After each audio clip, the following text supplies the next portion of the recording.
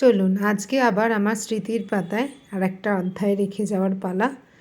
আজ আমার বুকুর জন্মদিন, 4 বছরে হয়ে গেল বুকু। তো তারই জন্মদিনে ওরই ছোটোবেলার মিষ্টি মুহূর্তগুলো আপনাদের সাথে শেয়ার করে নিই। সব ছোটোবেলার ফটো, যখন আমরা রাঁচিতে ছিলাম, খড়গপুরে ছিলাম, সেই সব মুহূর্তের ছবিগুলো আজকে আপলোড করলাম, যাতে পরেও ও যখন বড় হয়ে যাবে ও নিশ্চয়ই দেখতে পায় যে ওর সময়গুলো কেমন ছিল, ছোটো মুহূর্তগুলো।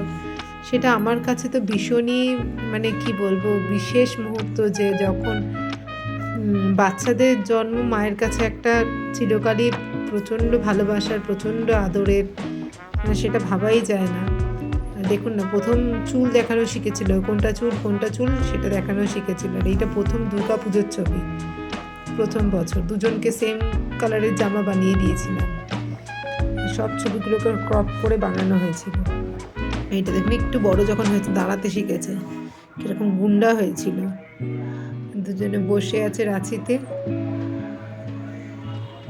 আমার এখনো মনে আছে, যেদিন বুকু হয় আমার ফার্স্ট আনন্দ ওইটাই ছিল, যে বাবাই যখন জানতে পারবে যে ওর একটা বোন হয়েছে, ওর তখন কতটা আনন্দ লাগবে। আমি পুরো উপভোগ করতাম ওদের ছোটোবেলাটা দুজনের, কারণ বুকু দেখতাম সব সময় শুধু দিদির দিকেই তাকিয়ে আছে। ঘুম থেকে উঠেই, দেখুন এই ভিডিওতেই দেখা যাচ্ছে, ঘুম থেকে উঠেই ওর কাজ হচ্ছে দিদির দিকে তাকিয়ে থাকা।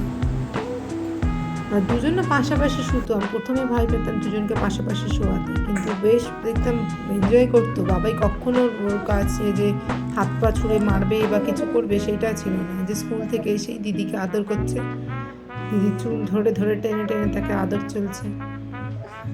দিদিও স্কুল থেকে ছুটে চলে আসতো, তখন বাবাই বোধহয় কেজিতে পড়তো।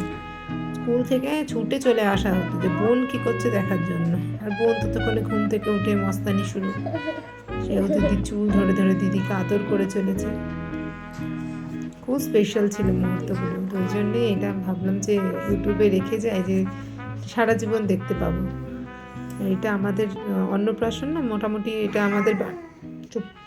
এটা আমাদের বাড়ির নিয়ম হচ্ছে, তারকেশ্বরে প্রথম অন্নপ্রাশনে ভাত মুখে দেওয়া হয়। আমার দাদা বুকুকে খাইয়ে দিচ্ছে। এখানে বাবাইরও হয়েছিল, ওর বাবারও হয়েছিল। এটা আমাদের বাড়ির নিয়ম না, এটা আমার শ্বশুর বাড়ির নিয়ম। এটা যখন আমাদের বাড়িতে গেল তখন আবার ওকে খাওয়ানো হচ্ছিল, যে মামা ভাতটা। তখন মামা ভাত খাওয়ানোর পরে আমার কাকিমা ওকে প্রসাদ খাইয়ে দিচ্ছিল। তা সেইটাই মায়ের পুজো হয়েছিল, সেই প্রসাদ খাচ্ছিল, বসে বসে পায়েস খাচ্ছিল। আর সারাদিন এত কেঁদেছিল না, একটু হাসেনি। ওই যখন একমাত্র পায়েসটা খেলো, দেখলাম মুডটা ভালো হয়ে গেল, তখন গান হয়ে যাচ্ছিল।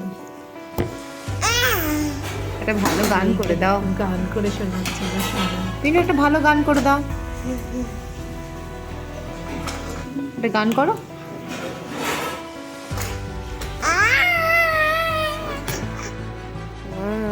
এটা আমরা যেখানে থাকতাম রাঁচিতে, ওখানে ছোট পার্ক থাকতো, সেইখানকারই। পিনু এদিকে তাকাও, ওখানে দোল খেতে যেত, মজা হচ্ছে।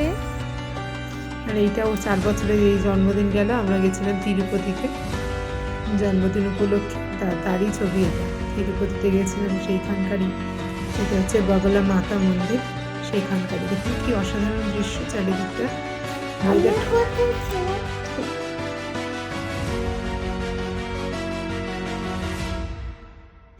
দেখুন না, পাশ থেকে এসে বলছে আমি কোথায় ছিলাম, নিজেকেই নিজে দেখতে পাচ্ছে না।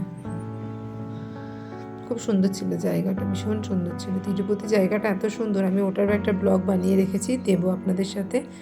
আর বাড়ি ফিরে আসার পর ও 4 বছরের বার্থডে সেলিব্রেট করলাম। আমাদের নিচেরই যে সমস্ত বাচ্চারা আছে ওদের সাথে খেলে আর কি, বন্ধু, তাদেরকে নিয়ে ছোট করে একদম বার্থডে সেলিব্রেশন সেটাই হয়েছিল। দেখুন না, দুজনেই মাথা মুন্ডন হয়ে গেছে, ন্যাড়া মাথায়।